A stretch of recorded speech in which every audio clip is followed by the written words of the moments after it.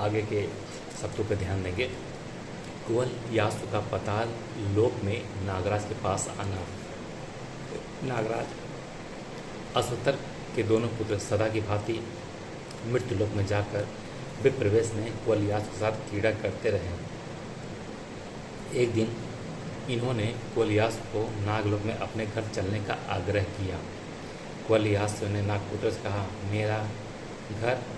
यह मेरा घर आप लोगों का ही घर है। यहाँ धन संपदा, अस्त्र शस्त्र वस्त्र एवं वाहन आदि जो कुछ भी है आप लोगों का ही है। आप लोग जिस किसी वस्तु का प्रयोग करना चाहें और अपना समझकर निसंक भाव से करें, अथवा धन रत्न आदि जो कुछ भी किसी को यदि देना चाहें तो खुले हाथ देवें।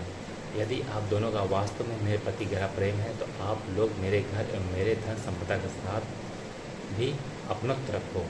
आप लोग ऐसा समझे कि जो कुछ मेरा है वह आप लोगों का है और जो कुछ आप लोगों का है वह मेरा है। अतः हे विप्र, आप दोनों को मेरी शपथ है कि आप लोग अपने में व मुझ में कोई भेद न समझें।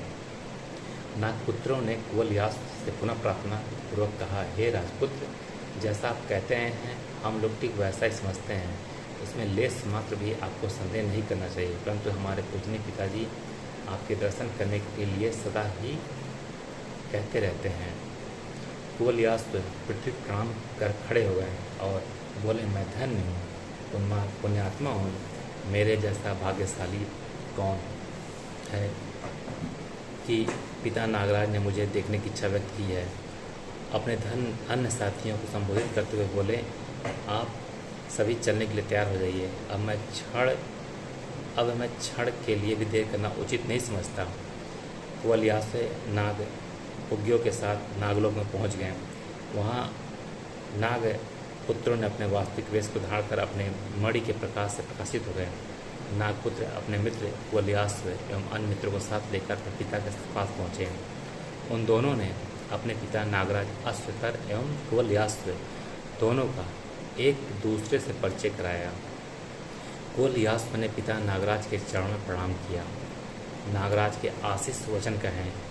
दोनों ही एक दूसरे का दर्शन करके प्रफुल्लित हो रहे थे। राजकुमार ने सहसावस्था से लेकर वृद्धावस्था तक के सभी आयु के सर्पों को तथा क्रीड़ा करते हुए एक से एक सुंदर नाग कन्याओं को देखा।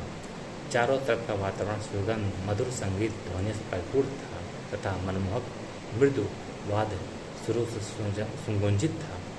पाताल लोक में दिव्य मालाओं को धारण किए हुए मणिमय कुंडलों से युक्त शुभ्र पवित्र मोतियों का हार एवं केयूर धारण किए हुए रत्नों से जड़ित सर्वासन पर नागाधिराज महान पुण्यात्मा अश्वत्थर सुशोभित थे। अश्वत्थर नागराज के राजा नागाधिराज अश्वत्थर सुशोभित थे। नागराज ने कुवल यास्व से कहा, हे पुत्र, तुम धन्य हो, वह पुण्यात्मा हो। तुम पिता की सेवा करते हुए शत्रुओं का संहार करते रहो। ये दोनों मेरे ही लड़के तुम्हारी अनुप स्थिति में तुम्हारी बारंबार प्रशंसा करते रहें। गुणवान व्यक्ति का ही जीवन प्रशंसीय होता है। गुणहीन व्यक्ति तो जीवन धारणा किए हुए भी मरे हुए समान है। इस लिए तुम प्रशंसनीय हो। तुम मन वाणी एवं शरीर को चेष्टाओं से सदा ही वृद्धि प्राप्त हो। इस प्रकार से नाना विधि से कुवल यास्व की प्रशंसा करते हुए पूजा करने के इच्छुक नागराज ने अपने पुत्रों से कहा, हम सभी स्नान ध्यान करके मधुपान आदि सुंदर भोज पदार्थों को खाकर फिर शांत चित्त बैठकर कुवल यास्व के साथ बातचीत करेंगे।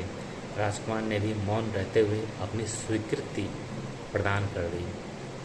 तत्पश्चात नागाधिराज अश्वत्थर ने अपने पुत्र एवं कुवल यास्व तथा उसके अन्य साथियों सहित स्नान ध्यान करके प्रसन्नचित मन से अन्न मधु फल फूल आदि सुंदर स्वादिष्ट खाद्य पदार्थों का भोजन किया।